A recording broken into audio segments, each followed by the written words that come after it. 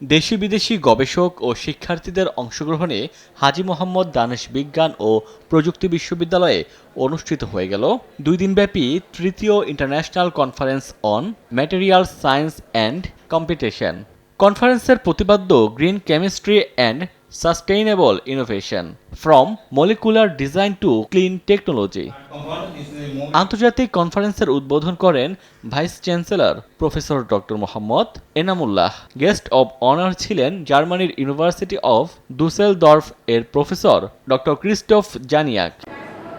2 দিনব্যাপী ইন্টারন্যাশনাল কনফারেন্সে বাংলাদেশ সহ বাইরের 10টি বিশ্ববিদ্যালয়ের গবেষক, শিক্ষক ও শিক্ষার্থীদের গবেষণালব্ধ প্রবন্ধ এ কনফারেন্সে উপস্থাপন করা হয়েছে। এই কনফারেন্সের যেই থিমটা ছিল গ্রিন টেকনোলজি এবং ক্লাইমেট রিলেটেড, যেটা অনেক পজিটিভ একটা সাস্টেইনেবিলিটি কে আমরা আরও পপুলারাইজ করার জন্য এই কনফারেন্সটা অনেক ভালো একটা উদ্যোগ। আমরা চেষ্টা করতেছি যে প্লান্ট এক্সট্রাক্ট ইউজ করে, ন্যাচারাল প্লান্ট এক্সট্রাক্ট ইউজ করে ন্যানো পার্টিকেল প্রডিউস করতে এবং সেটাকে বিভিন্ন অ্যাপ্লিকেশন সেক্টরে ব্যবহার করার জন্য। বাংলাদেশের মানুষ আমরা বেশি ভাত খাই, যার কারণে আমরা যদি এই জিঙ্কটা চাউলের ভিতরে ইনক্লুড করতে পারি তাহলে আমরা ভাত খেলে আমাদের জিঙ্কের চাহিদাটা শরীরে পূরণ হয়ে যাবে। যদি একটা কম্পিউটেশন করে নেই, কম্পিউটারের মাধ্যমে এটা স্টাডি করে নেই, তাইলে আমরা মেথডটা সহজে এস্টাবলিশ করতে পারবো।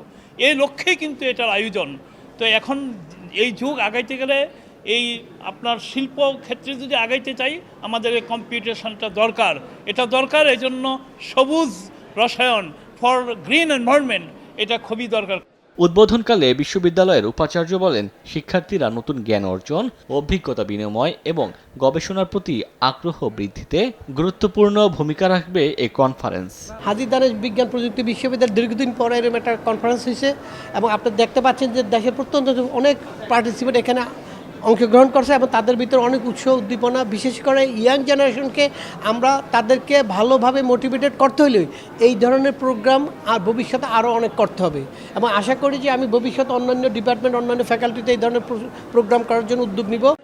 আন্তর্জাতিক এই কনফারেন্সে দেশ বিদেশের খ্যাতনামা গবেষক, বিভিন্ন বিশ্ববিদ্যালয়ের শিক্ষক, শিল্প বিশেষজ্ঞ, নীতি নির্ধারক ও শিক্ষার্থী সহ প্রায় 300 জন অংশগ্রহণ করেন।